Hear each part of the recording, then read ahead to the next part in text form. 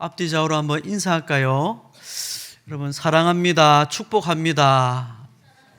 한번 앞뒤 좌우로 인사하시면서 여러분 옆에 계신 분에게 악수도 한번 하십시오.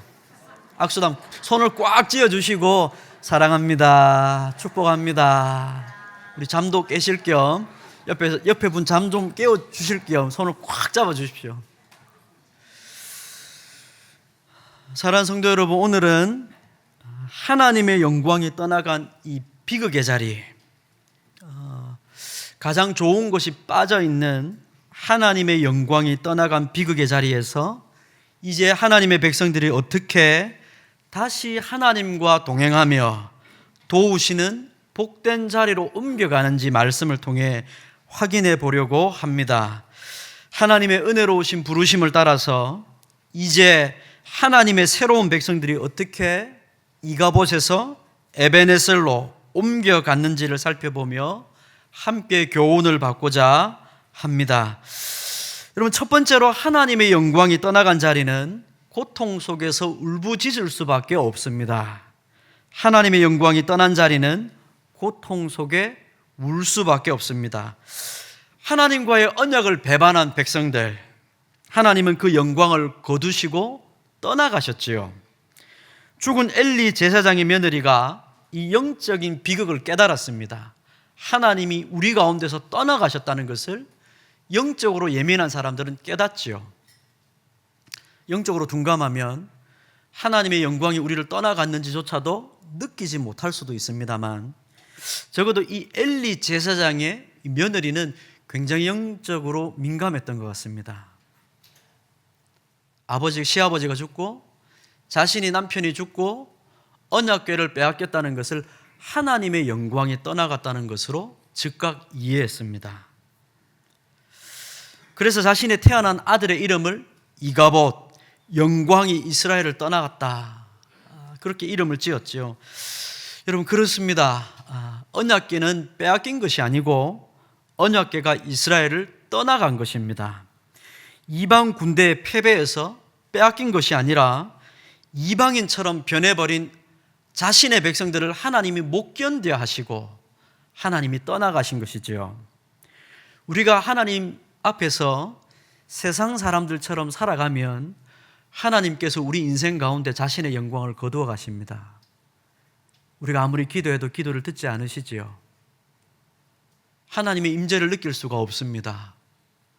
말씀으로는 하나님의 약속이 있는데 더 이상 우리 삶에서 체험되지가 않는 것이죠. 하나님의 그 거룩한 임재를 자신의 백성들 가운데 거둬 가신 겁니다. 그렇게 되면 여러분, 백성들은 어떻게 사는지 아십니까? 하나님의 영광이 사라지면 더 이상 마음의 갈증을 채울 수가 없어서 다른 것으로 막 채우게 되어 있습니다. 성도가 하나님 아닌 다른 것을 찾기 시작하지요. 허기가 집니다. 영적으로 너무 허기가 져서 견디지를 못합니다. 다른 것들로 닥치는 대로 자신의 삶을 채워가기 시작하죠. 채우고 채워도 채워지지 않습니다. 여러분, 그런 이름을 가진 생선을 혹시 아십니까? 모르시겠습니까? 여러분 좋아하시는 건데요, 아귀입니다. 아귀죠. 여러분, 아귀가 그렇습니다. 생긴 게 그렇게 생겼지 않습니까? 이게 불교 용어입니다. 저 삼층천 지옥에 내려가면요, 먹어도 채워지지 않는, 그래서 끊임없이 먹어 채우는, 그렇다 그러죠. 하나님의 영광의 임재가 사라지면 성도가 그렇게 됩니다. 혹은 하나님의 임재가 사라졌다는 것을 깨닫고 하나님 앞에서 울든지, 둘 중에 하나지요. 인생은 두 가지 중에 하나입니다. 결국 이스라엘 백성들 가운데 하나님이 떠나가셨습니다. 하나님의 집은 그렇게 문이 닫히고 하나님의 영광이 이스라엘 가운데에서 자취를 감춰버렸습니다. 그러나 하나님은 완전히 사라지시지 않습니다. 여러분, 이게 하나님의 백성들의 특권입니다. 하나님은 그 얼굴을 가리시지만, 그 영광의 얼굴을 때때로 일시적으로 우리에게 가리시지만 영원히 우리를 버리시지 않습니다. 때로 매를 드셔서라도 하나님께서 그들에게 필요하다는 것을 깨닫게 하시지요. 하나님은 그 영광을 감추시고 블레셋으로 가셨습니다. 홀로 승리를 거두셨지요. 언약궤가 7개월 만에 이스라엘 땅으로 돌아왔습니다. 성경에는 한두 절 사이에 막 돌아온 것처럼 느껴지지만 시간적으로는 7개월입니다. 7개월 동안 언약궤가 사라졌다가 승리를 거두시고 돌아온 겁니다. 가장 먼저 도착한 곳이 어디였습니까? 벳세메스였죠. 벳세메스. 하나님의 백성들이었습니다. 그들은 하나님의 언약궤가 돌아왔습니다. 떠나갔다 돌아왔으면 백성들이 회개하고 돌아서야 될 것 같은데 언약궤는 돌아왔지만 백성들은 하나도 달라지지 않았습니다. 여러분, 저는 그런 사람들 많이 봅니다. 인생에 어려운 일을 겪고 신방을 갔더니요, 울면서 저한테 그럽니다. 목사님, 제가 정말 하나님 앞에 잘못한 것 같습니다. 펑펑 우시면서 얘기하시더라고요.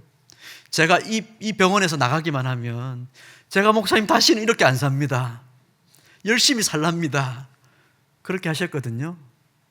퇴원하시고요, 웬걸요? 똑같습니다. 똑같더라고요. 안 달라집니다. 사람이 잘 안 바뀝니다. 언약궤가 7개월 만에 돌아왔습니다. 그런데 벳세메스 사람들은 똑같았습니다. 떠나가기 전과 떠나오고 난 후가 똑같았습니다. 이방인과 똑같았지요. 이방인 블레셋과 하나도 다를 바가 없었습니다. 하나님께서 언약궤가 블레셋으로 가셔서 심판하시고 거기서 떠나오셨는데 돌아온 자기 땅에서 자기 백성들을 보니까 똑같은 겁니다. 그러니까 블레셋에 내렸던 심판이 벳세메스에도 그대로 내린 겁니다. 그게 지난주의 말씀이었죠. 결국 벳세메스 사람들은 블레셋 사람들처럼 똑같이 행동합니다. 언약궤, 하나님의 언약궤가 돌아오고 기뻤는데 심판이 임하니까 떠나가기를 원합니다. 하나님 떠나갔으면 좋겠습니다. 여러분, 예수님께서 이 땅에 오셨을 때 사람들의 모습이 비슷하지 않습니까? 자기 땅에 자기 백성에게 예수님께서 오셨는데 영접하지 아니했다는 게 요한복음의 말씀이었는데요. 실제로 예수님께서 귀신 들린 사람을 고쳐주셨는데 어떻게 하죠? 돼지를 키우던 사람들이 예수님께서 이 마을에서 예수님께서 떠나가기를 원하였습니다. 사람들이 참 우습죠. 예나 지금이나 달라지지 않습니다. 벳세메스 사람들은 언약궤를 떠나보냅니다. 이 마을에서 속히 떠나갔으면 좋겠습니다. 기랏 여아림이라는 곳으로 보내지요. 오늘 말씀에 등장을 합니다. 기랏 여아림이라는 곳에 하나님의 언약궤가 온 이후로 20년 동안 여기에 머문다고 그렇게 얘기합니다. 누구도 하나님의 언약궤를 찾지 않습니다. 모셔가려고 생각지도 않고 어떻게 하질 않죠. 다 기억 속에서 사라진 것 같습니다. 마치 나중에 다윗에 의해 예루살렘으로 옮겨오기까지는 얼마나 걸리냐면 70년이 걸립니다. 그러니까 정말 하나님의 언약궤가 방치가 되는 겁니다. 참 긴 시간이지요. 이렇게 긴 시간이 필요했던 이유가 뭘까요? 그걸 옮겨올 생각을 누구도 못했다. 그 정도의 문제는 아닌 것 같습니다.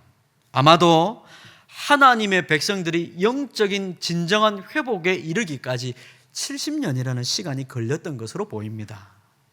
하나님의 언약궤가 백성들이 타락했을 때 떠나갔으니까 돌아오기까지 70년이 걸렸다는 말은 하나님의 백성들이 회복되는 시간까지 참 긴 시간이 필요했다는 생각이 듭니다. 여러분, 70년, 80년 그러면 한 사람의 인생 아닙니까? 진짜 사람 철드는 게 이렇게 오래 걸리는 거구나. 그렇게 생각해도 비슷한 것 같습니다. 한 개인이 하나님 앞에서 돌아서는 것도 비슷하지요. 하나님의 영광이 떠나자 이스라엘 백성들의 형편은 어떻게 되었을까요? 하나님의 영광이 이스라엘 가운데 떠나가면 이스라엘 형편이 어떻게 될까요? 여러분, 한번 상상을 해보시겠습니까? 어떻게 되었을까요? 원래부터 이스라엘은 별 볼 일 없는 족속이었습니다. 성경에 막 우리가 성경으로 하나님의 말씀이라고 읽고 막 따지니까 이게 이스라엘이 굉장히 대단한 민족처럼 보입니다만 실제로 별 볼 일 없는 족속들이죠.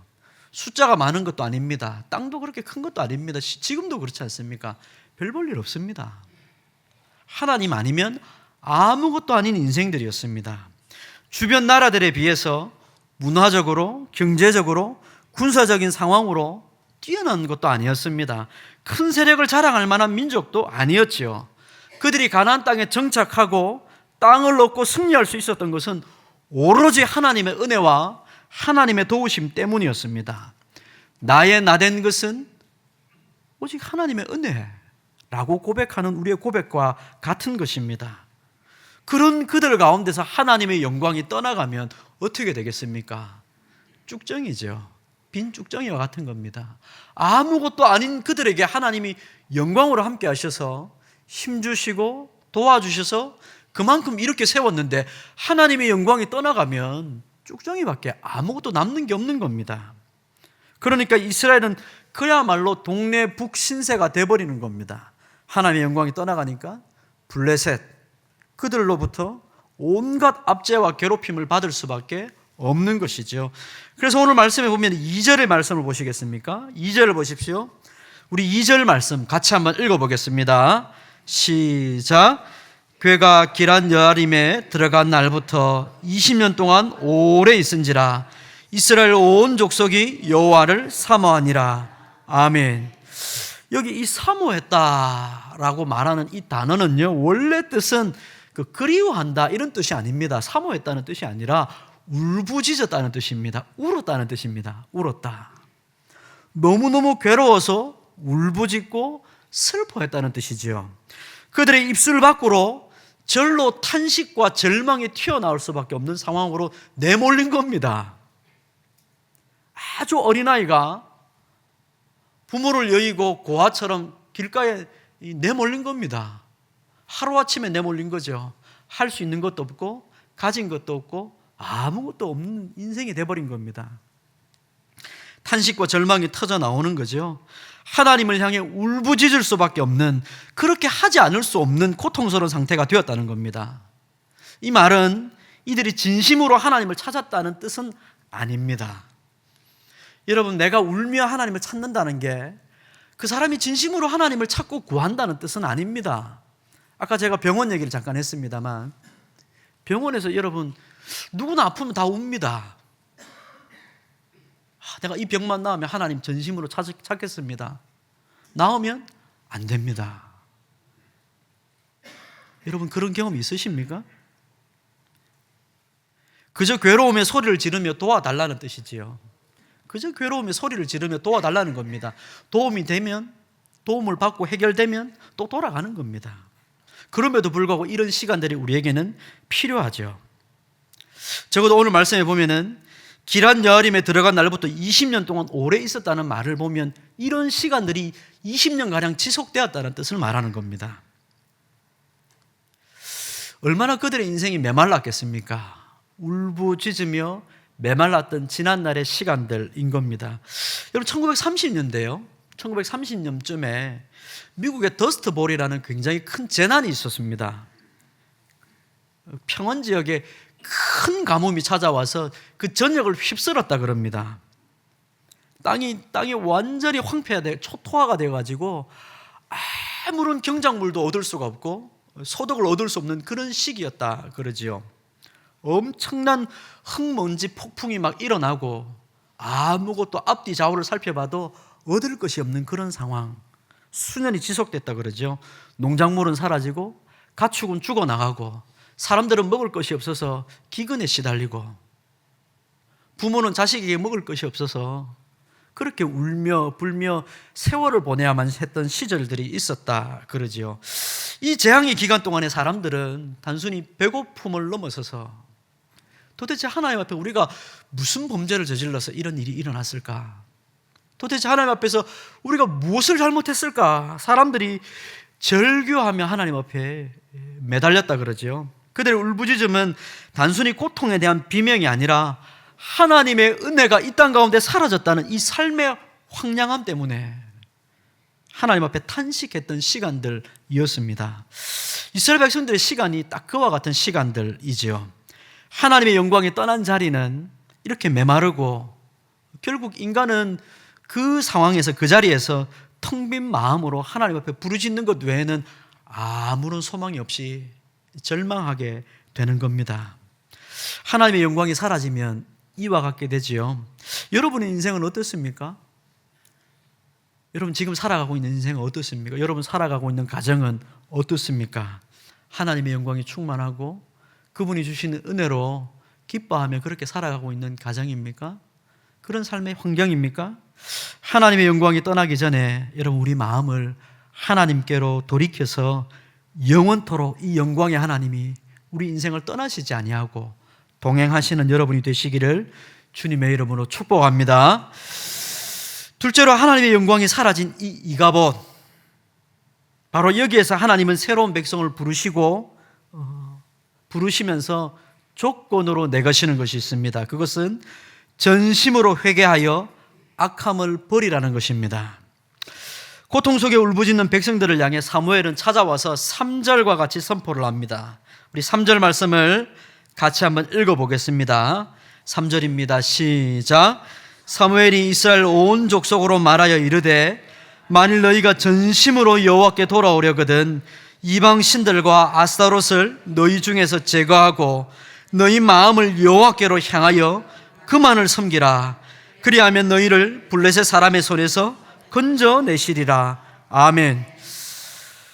이 선포는, 사무엘의 선포는 단순히 어떤 메시지를 전했다는 설교 그냥 한번 했고 들었다 그런 정도의 얘기가 아닙니다.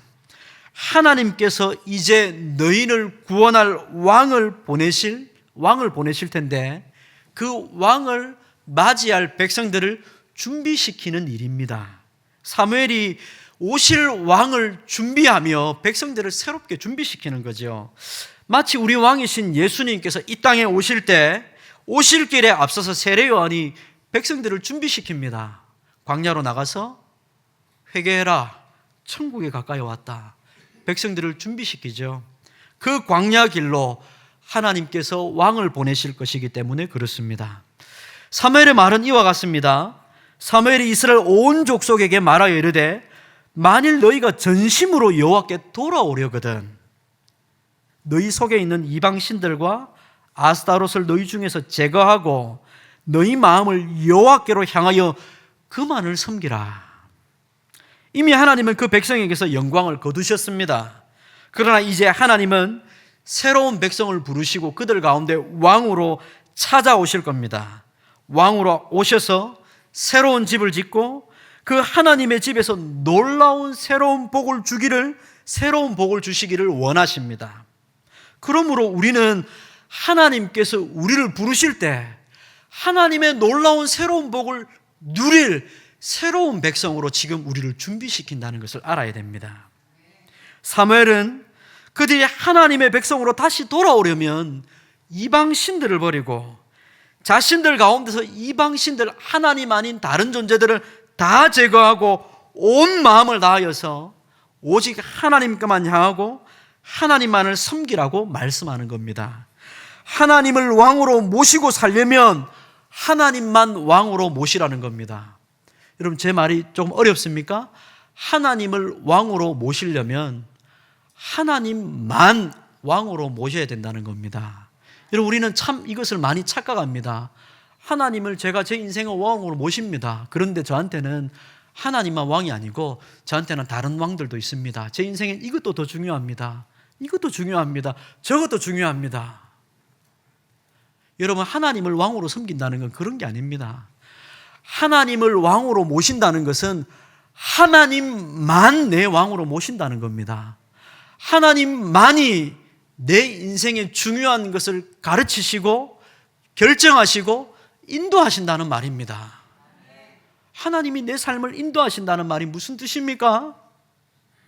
여러분 하나님이 내 인생을 인도하신다는 말이 무슨 말입니까? 내 인생의 가장 중요한 일은 내 마음대로 하면서 하나님이 내 삶을 인도하신다는 게 무슨 말입니까? 저는 그런 말을 이해 못합니다. 그렇지 않습니까? 우리는 보통 내 인생을 내가 다 결정해 놓고 하나님 인도해 주십시오라고 말합니다. 그런 터무니없는 말이 어디 있습니까? 하나님, 제 인생의 길은 주님 저는 모르겠습니다. 하나님이 왕이시니까 하나님이 앞장서셔서 길을 가르쳐 주십시오. 이게 하나님을 왕으로 모신 사람 아닙니까? 목자와 양은 누굽니까? 누가 목자고 누가 양입니까? 양이 앞장서서 목자님 여기로 따라오십시오. 제가 가르치겠습니다. 제가 인도하는 대로 따라오십시오. 야, 너는 정말 충성스러운 양이구나. 그렇게 얘기합니까? 우리 인생의 가장 중요한 길을 하나님께 내어 맡기는 훈련을 하셔야 됩니다. 이게 하나님만을 왕으로 모신다는 겁니다. 쉽게 말하면 이제 사무엘은 당신들은 이제 회개하여 여러분 각자의 죄를 버리고 하나님께 돌아와 하나님의 인도하심을 받는 하나님의 백성이 되어야 됩니다. 라고 요청하는 겁니다. 그러면 하나님께서 보내시는 그 왕이 오실 때 당신들이 죄 용서를 받고 하나님께서 약속하신 모든 복을 만족하게 누리는 때가 올 겁니다. 그렇게 얘기하는 겁니다. 여러분, 이것은 사무엘만 한 이야기가 아니죠. 사도행전 3장을 보시면 베드로와 요한이 성전 미문에 앉아서 구걸하던 안전뱅이를 고치고 예수 이름으로 걷게 한 사건이 나옵니다. 여러분 잘 아시죠? 그때 베드로가 주변 사람들에게 놀라지 말라고 말씀하시면 이렇게 얘기합니다. 모세와 여러 선지자들이 약속했던 그 종, 하나님이 보내시겠다고 하는 왕이 이제 오셨는데 예수 그리스도다. 그러면서 뭐라고 말씀하시냐면 이렇게 얘기합니다. 들어보십시오. 사도행전 3장 26절에 나옵니다. 하나님이 그 종을 세워 복 주시려고 너희에게 먼저 보내사 너희로 하여금 돌이켜 각각 그 악함을 버리게 하셨느니라. 너희로 하여금 회개하고 각각 그 악함을 버리게 하셨느니라. 그리고 이제 예수 그리스도께서 오셨다. 그분을 믿고 그분을 믿고 하나님의 자녀가 되어서 하나님의 복을 받으라고 말씀하는 겁니다. 이제 이 안전뱅이가 그 복을 누리고 있다고 말씀하고 있는 거죠. 사무엘이 지금 똑같은 얘기를 하고 있는 겁니다. 이제 조금 있으면 하나님이 준비하신 왕이 올 건데, 그게 여러분 사무엘상에서는 다윗입니다.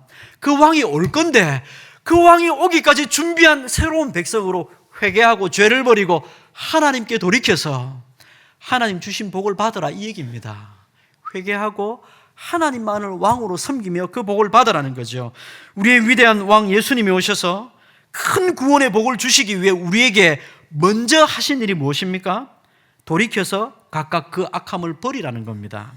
이것이 왕이 하는 일입니다. 그러니 왕이 오시는 길을 준비하는 세례 요한이 선포하며 회개하라고 말하는 겁니다. 회개해라.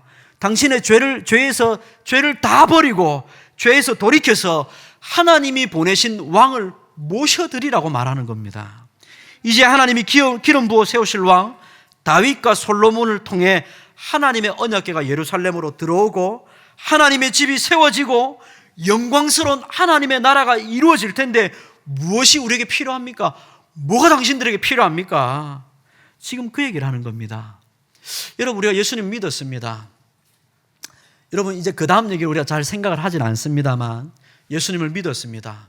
이제 하나님의 자녀로 삽니다. 이제 이 땅의 마지막이 되면 하나님께서 이 땅을 심판하시고 하나님 나라를 완전하게 이 땅 가운데 세우실 겁니다. 그러면 여러분 어떻게 되겠습니까? 하나님 자녀에게 하나님께서 약속하신 놀라운 복을 지금 이 땅에서도 누리지만 그때가 되면 완전하게 누릴 겁니다. 그때가 오기까지 우리가 이 땅에서 무엇을 준비해야 됩니까? 지금 그 얘기를 성경이 가르쳐 주는 겁니다.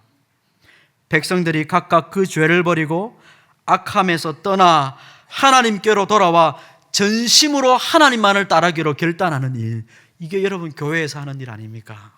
우리가 매주마다 하나님의 말씀을 들으며 우리가 우리의 죄를 버리고 악함에서 떠나 하나님만을 따르기로 결단하는 이 일, 여러분 이걸 두 글자로 뭐라 그러냐면 회개한다 그럽니다. 회개입니다. 회개. 우리의 죄를 버리고 전심으로 하나님만을 따르기로 결단하는 일, 회개입니다. 그리고 그 회개에 합당한 열매를 맺는 일을 하는 것입니다. 그 길을 지금 사무엘이 준비하고 있습니다. 이제 하나님의 참된 백성들을 부르고 있죠. 하나님의 백성으로 여기로 나아오십시오. 이 부름을 듣고 하나님의 백성으로 죄를 버리고 이제 하나님의 자녀로 우리 함께 삽시다. 우리 이 자리에 계신 우리 새가족 여러분, 그리고 말씀을 듣고 계시는 성도 여러분, 우리는 하나님 앞에 이 부르심을 늘 받습니다. 하나님의 새로운 백성으로 함께 살아갑시다. 여러분 죄를 버리고 각각 악함을 여러분 속에서 버리고 하나님만을 전심으로 따르는 하나님의 자녀로 살아갑시다. 이렇게 초청하고 계십니다. 그렇게 할 때 왕이 오실 때 그 왕을 영접하고 자신의 죄를 회개하고 왕을 따라 하나님만을 섬기며 승리의 행진을 따르기를 원하는 그 백성을 지금 부르고 계십니다. 이 부름에 우리가 역사적으로 잘 압니다만 이 부름 앞에 응답하는 자도 있고 응답하지 않는 자도 늘 성경에 있었습니다.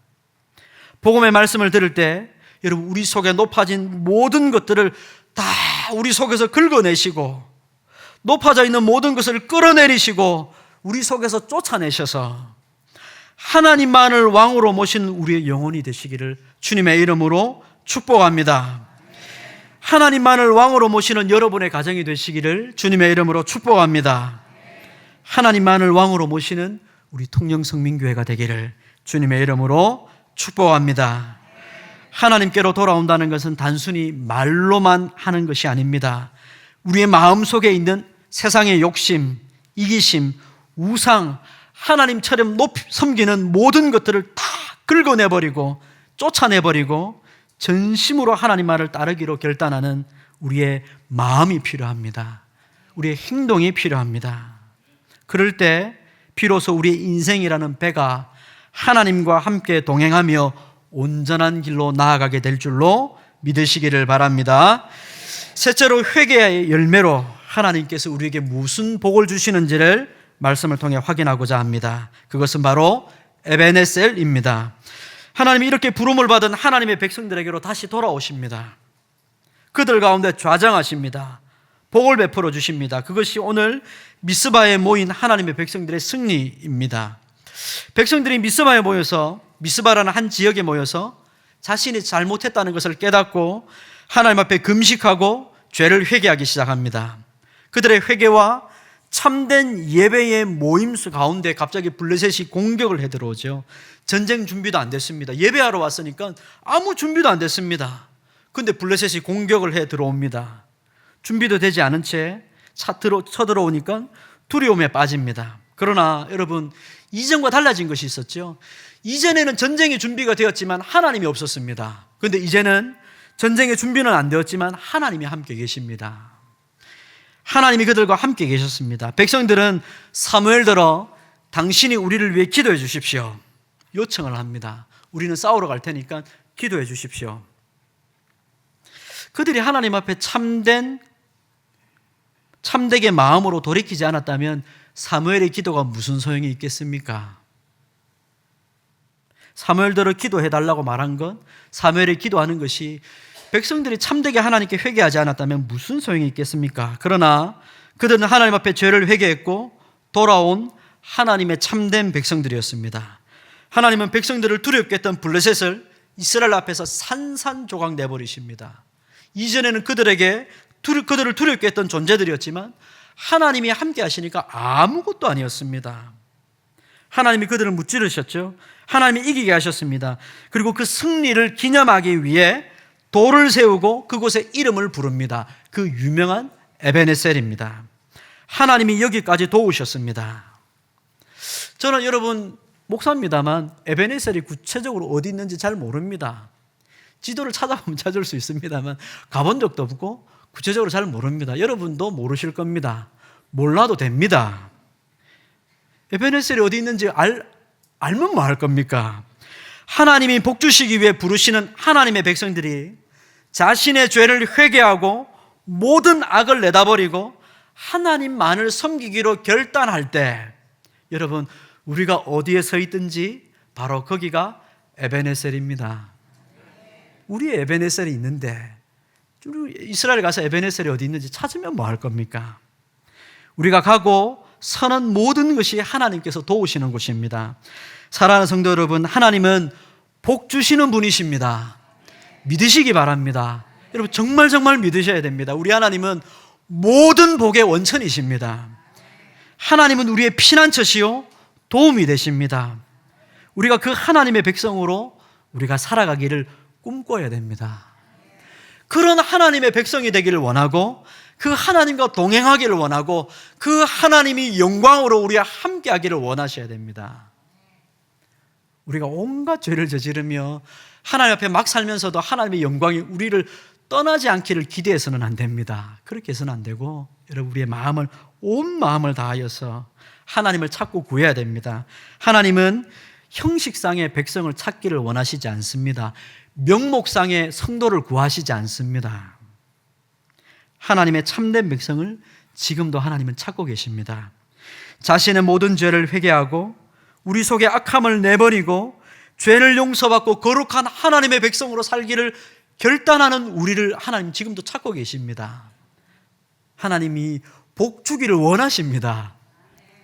하나님 원하시지 않는데 우리가 사정사정해서 복을 얻어내는 게 아니라 하나님이 정말 우리를 도우시기를 원하십니다. 그 복 주시는 하나님 앞에 여러분 죄를 용서받아 거룩한 하나님의 백성으로 살아가시는 여러분이 되시기를 바랍니다. 매일 매순간 우리의 약함을 하나님께 고하고 우리의 허물과 죄를 자복하고 우리 주님의 보혈을 의지하여 용서받은 자로서 하나님만을 섬기기로 결단합시다. 바로 그때 우리 하나님께서 바로 결단하는 바로 거기서 우리를 도와주실 겁니다. 그리고 우리도 이렇게 고백할 것입니다. 하나님이 여기에서도 나를 도와주셨다. 기쁨으로 고백하시는 여러분이 되시길 바랍니다. 기도하겠습니다. 자비로우신 하나님 아버지, 우리의 입술을 열어 우리도 에베네셀이라 고백할 수 있도록 인도해 주시옵소서. 이가봇의 아픔을 깨닫게 해 주시옵소서. 우리의 삶 가운데 하나님의 영광이 떠나고 그 임재를 걷어가시면 우리가 아무것도 아닌 인생이라는 것을 아버지 깨닫게 하셔서 교만을 내다버리고 겸손으로 하나님을 찾고 구하게 도와 주시옵소서. 주님의 영광이 떠난 자리가 얼마나 황폐하고 고통스러운지를 말씀을 통해 깨달았습니다. 이 시간 회개하고 자복하오니 주님 앞에 온전한 마음으로 새롭게 되는 우리가 되게 도와주옵소서. 우리가 가는 모든 삶의 걸음이 에베네셀이 되기를 원합니다.